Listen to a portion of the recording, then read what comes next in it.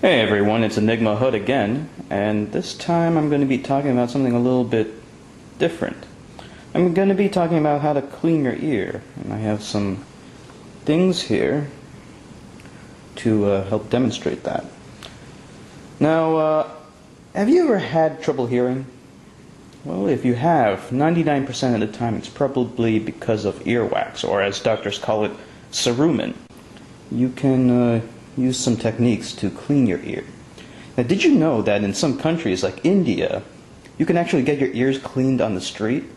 Well, if you don't believe me, just watch this video.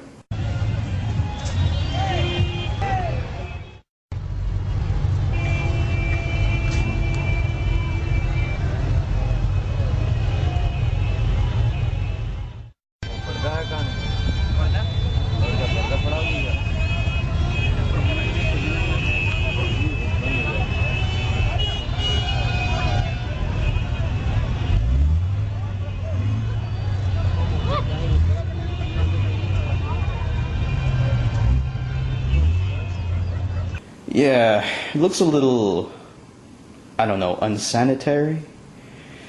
Yeah, you don't want to get your ears cleaned by some guy on the street. There are safer methods that you can use. But, here in America, we might think, oh, well, we have so much more sophisticated methods for cleaning our ear. And that is true, but most people just use probably the worst thing you could possibly use to clean your ear, and that's a Q-tip or ear swab. This is the worst thing that you could use to clean your ear, because what this does is it actually pushes earwax deeper into the ear canal, and that will impact against the eardrum, where earwax normally does not accumulate. But don't take my word for it, just listen to this doctor who knows a lot more than I do. Hi, I'm Dr. David Hill, and today we're going to be talking about how to remove earwax at home.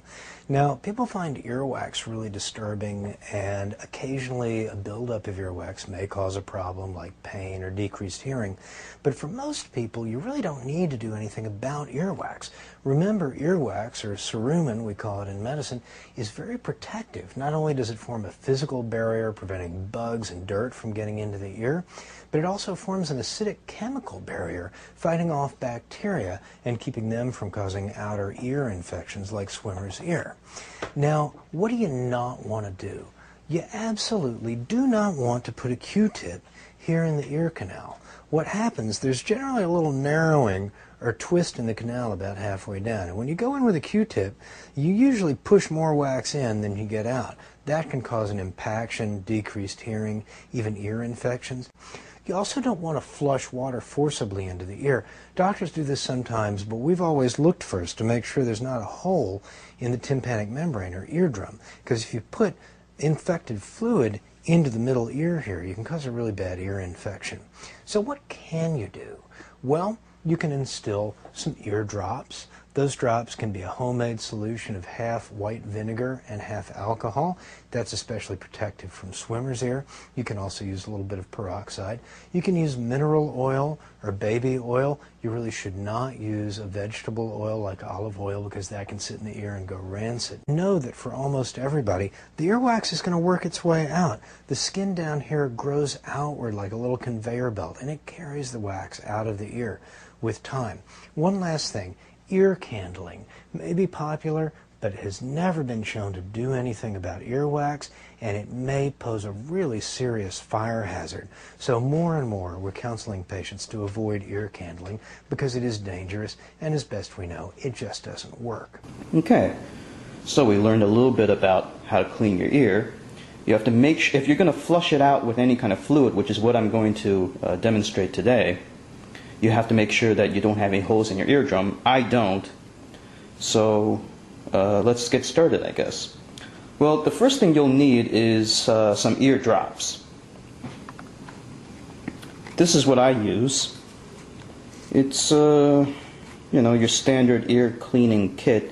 Technically speaking, you can actually get away with cleaning your ear with just this package alone, because it comes with everything you need.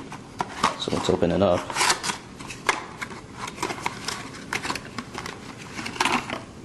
These are the eardrops. and you usually drop around like 6 to 8 to 10 drops into each ear, and then you use a syringe to clean it out. And this actually comes with a syringe, but this is not a very good syringe. But it's your basic type of syringe for flushing your ear with some fluid.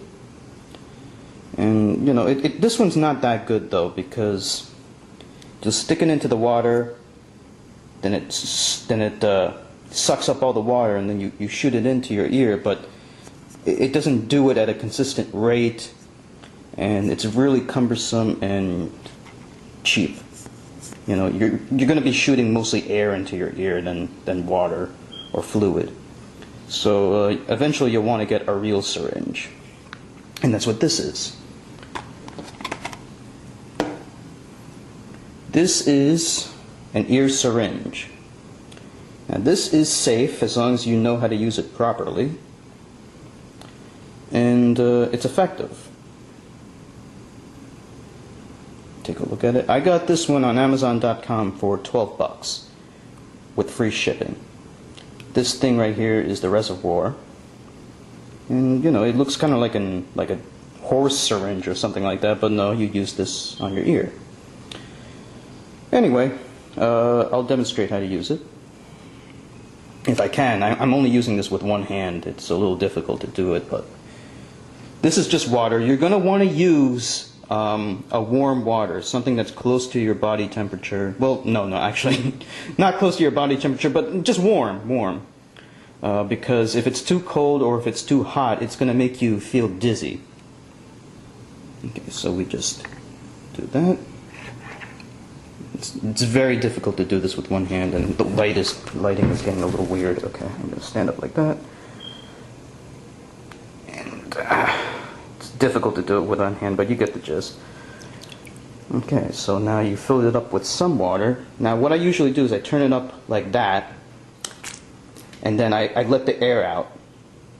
I push the air out, because if you don't do that, you're going to be blowing some air into your ear and some of that explosive water vapor into your ear too, and that's not good. Then I dump it back in there and then suck it back up again. Normally you would suck the whole thing up, right? But I can only do this with one hand. And then you let the air out again, and then you're ready to shoot this into your ear. Just like that. You want to do it at a constant rate. You want to do it at a low rate, not too much pressure, not too little. Just use some common sense and you'll be okay. See? It'll come out if you just put it like that. You want the person to keep their head tilted to the side like that, so that you can flush the ear out like that, so the water will go into the ear and then drip out. So the water won't just stay inside the ear. It'll actually flow out of the ear.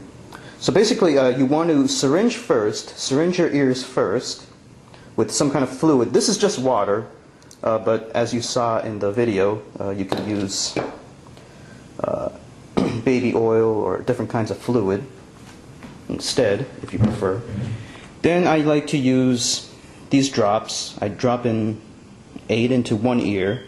Have the guy lay down on his side for up to 8 minutes or so. And there's going to be some foaming action. There's going to be bubbles in your ear canal. That's okay. It's going to tickle a little bit, but that's normal. That foaming action is going to loosen up the earwax. Then after 8 minutes or so, you want to tilt your head down and then let the fluid, the drops, flow out, and then syringe again and keep syringing until all the stuff is out of your ear. And then you just do it for the other ear. And that's basically it. Incidentally, you can also use this for shooting water up your butt. Apparently that's how it was advertised. You can use this for cleaning your ear or cleaning your butt.